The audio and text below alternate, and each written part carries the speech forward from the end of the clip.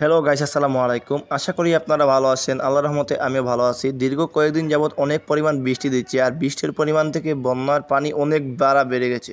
আর এদিকে আমাদের বিভাগ সিলেটে অনেক পরিমাণ বন্যা দিচ্ছে। বন্যার কারণে অনেক মানুষ অনেকভাবে ক্ষতিগ্রস্ত হচ্ছে। আমাদের এদিকে কোনো পরিমাণ বন্যা হচ্ছে না, কিন্তু আমাদের বাড়ির অপোজিট সাইডে যে পূর্ব দিকে অনেক পরিমাণ বন্যা হচ্ছে, আর অনেক পরিমাণ পানির কারণে অনেক মানুষের ঘরবাড়িও ভেঙে গেছে। আর এখন আপনারা যেই নদী দেখতেছেন, এই নদী হচ্ছে মনু নদী, আর মনু নদীর সাথে এলিটাস হয়েছে কুশিয়ারা নদী। আর এই নদীতেও অনেক পরিমাণ পানি, আর অনেক মানুষের ঘরবাড়িও ভেঙে নাই, কিন্তু অনেক মানুষের ঘরবাড়ি ডুবে গেছে পানিতে। আর আমি আর এলাম আজকে, ভাবলাম যে আমরা একটু ঘুরে আসি, দেখে আসি যে খুব মানুষের ঘর বাড়িতে কত পরিমাণ পানি হয়েছে। ওদিকে শুনেছি যে অনেক মানুষের ঘর বাড়িতে পানি ঢুকেছে। আর আমি 2 দিন ধরে খালি ঘুমাচ্ছি আর ঘুমাচ্ছি। এদিকে মেঘ চাটতেছে না, আর আমিও ঘর থেকে বের হতে পারতেছি না। আর এদিকে রায়ল মামা আমাদের বাড়িতে আসলেন আর বললেন, তারপর আমি বললাম যে আমরা একটু ঘুরে আসি। তারপর উনি বললেন হ্যাঁ চলো। তারপর আমরা চলে গেলাম এই যে এদিকে তো ওনার বাড়িতে গিয়ে ওনার বাড়িতে যে পরিমাণ কাদা লেগে আছে, স্লিপ করতেছে রাস্তায় অনেকগুলা। তারপর উনি খুব সতর্কতা অবলম্বন করে ওনার মোটরসাইকেলটা নিয়ে বের হয়ে আসলেন। বের হয়ে আসার পর আমরা চলে যাচ্ছি এখন পেট্রোল পাম্পের দিকে। আর এটা হচ্ছে আমাদের গিয়ে হাওর, আর এদিকে হাওর হচ্ছে ওনার বাড়ির সাইডে। তারপর আমরা চলে যাচ্ছি যে নতুন ব্রিজে। তো নতুন ব্রিজে গিয়ে আমরা আমাদের সাইকেলে একটু পেট্রোল ভরবো, অকটেন।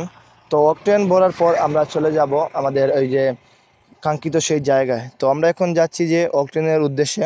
আমরা এখন দোকানে যাব, আর এখানে কোনো পেট্রোল পাম্প নেই। আমরা এখন দোকানে যাব, গিয়ে দোকান থেকে অকটেন ভরবো।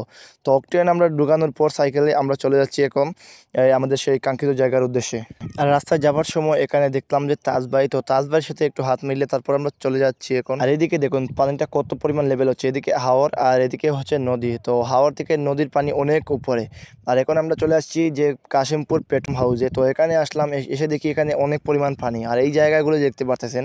তো এই জায়গায় পানি যখন থাকতো না, এই জায়গায় অনেক মানুষ এখানে এসে বিকেলবেলা গল্প করতো, আড্ডা দিত, অনেক সেলফি তুলতো।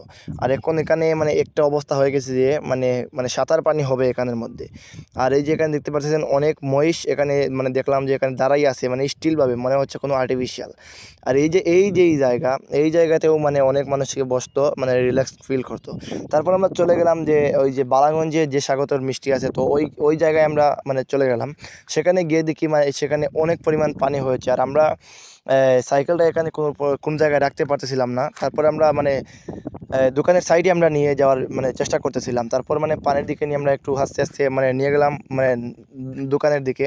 তো দোকানের ওইখানে নিয়ে যাওয়ার পর আমরা সাইকেলটা স্টপ করে তারপর আমরা চলে গেলাম দোকানে। তো দোকানে গিয়ে এখানে আমরা অর্ডার করলাম যে আধা কেজি মিষ্টি আমাদেরকে দিতে।